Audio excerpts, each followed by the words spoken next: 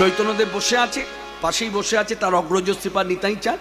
শ্রীপাদ নিতাই চাঁদ মুখ পানে চেয়ে বলছে, ভাই চৈতন্য, সাধু বলছে, ভাই চৈতন্য, এই গোপীনাথের মাধুরী মানে মহিমা তুমি শ্রীমুখে বলো, সবাই শুনুক।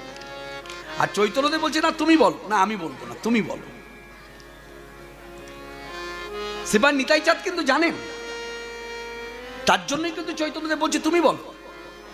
এইদিকে শ্রীপাদ নিতাই চাঁদ কিন্তু জানেন, তার জন্যই কিন্তু চৈতন্যদেব বলছে তুমি বলো। আর সেখানে নিতাই চাঁদ ঠেলে দিলেন চৈতন্যদেবের দিকে, যেটা তুমি বলো, জগৎবাসী শুনো। তখন চৈতন্যদেব শ্রীমুখে বলছেন, আচ্ছা ভক্তিরাজ্যে যারা আছেন তারা তো সকলেই জানেন সব থেকে বড় পাহাড়ের কি নাম? ভক্তিরাজ্যে যারা আছেন তারা সকলেই জানেন সব থেকে বড় পাহাড়ের কি নাম? গোবর্ধন পাহাড়। আর ভৌগোলিক বিচারে হিমালয় পাহাড়।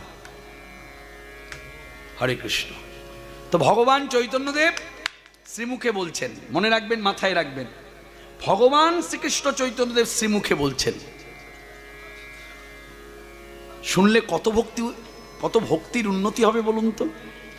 এই জন্য আমি কথাটা বলি, রাধাকৃষ্ণের লীলা কথা বাংলায় প্রচার আছে, জেলা বীরভূম শুধু নয়, কলকাতা তো বহু মানুষ আছে রাধাকৃষ্ণের লীলা কথা শুনতে ভালোবাসে, গাইতেও ভালোবাসে।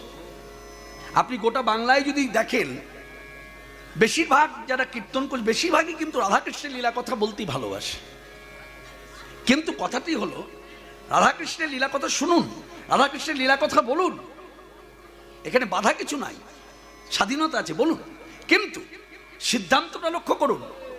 ঠাকুর মহাশয় বলছেন, রাধাকৃষ্ণের লীলা কথা বলবার শুনবার অধিকার শ্রী গৌরমণ্ডল ভূমি, যে বাজানে চিন্তামণি, শ্রী গৌরমণ্ডল ভূমি, যে বাজানে চিন্তামণি, ওগো তার হয় ব্রজভূমে বাস, ওগো তার হয় ব্রজভূমে বাস। আস্তে, আমার মন গড়া কথা যদি হতো আপনি তর্ক জুড়তে পারতেন। এই কথাগুলো যদি আমি বানিয়ে বলতাম বিন্যাস করে, তাহলে আপনি তর্ক করতে পারতেন। কিন্তু আপনাকে এমন সিদ্ধান্ত এনে দাঁড় করিয়েছি, আপনি আর কাটাকুটি করতে পারবেন না। তিনি হলেন নিতাই চাঁদের দ্বিতীয় কলেবর শ্রীল নরোত্তম দাস ঠাকুর মহাশয়। তিনি বলছেন, রাধাকৃষ্ণ লীলা কথা আস্বাদন করতে গেলে, লীলা কথার মধ্যে ডুবে যেতে গেলে, রাধাকৃষ্ণ যুগল ভজন করতে গেলে আগে গৌরমণ্ডলীটা ভালো করে জানতে হবে।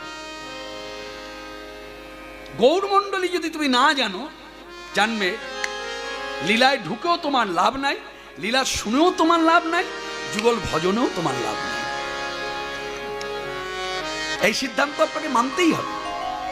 যার জন্য শ্রীগৌর মণ্ডলের মধ্যেই কিন্তু শ্রীপাদ মাধবেন্দ্রপুরীর জীবনীর কথা। এই জন্য ভক্ত চরিত কথা শুনলে কি হয়, একজন ভক্তের আচরণ কি, ভক্ত কিভাবে গোবিন্দের সেবা করবে, কি বৃত্তি নিয়ে সেবা করবে, এই কথাগুলো জানা মানে নিজেকে তৈরি করে নাও। ওই জন্য বলে না দেহ গঠন, এই দেহ গঠনটা হচ্ছে ভক্ত চরিত কথায়।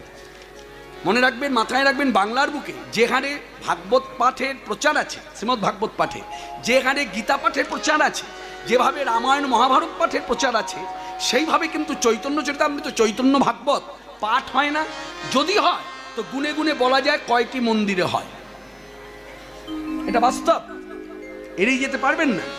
চৈতন্য চরিতামৃত, চৈতন্য ভাগবত প্রচার পাইনি, না পাওয়ার দরুন আজকে আমার মতো মানুষ, খেটে খাওয়া মানুষ, আমি জানি না মাধবেন্দ্রপুরীকে, আমি জানি না শ্রীপাদ ঈশ্বরপুরীকে, তার পাঠই বা কোথায়, বাসুদেব ঘোষের পাঠ কোথায় জানি না। কলকাতার মানুষ জানতে পারিনি।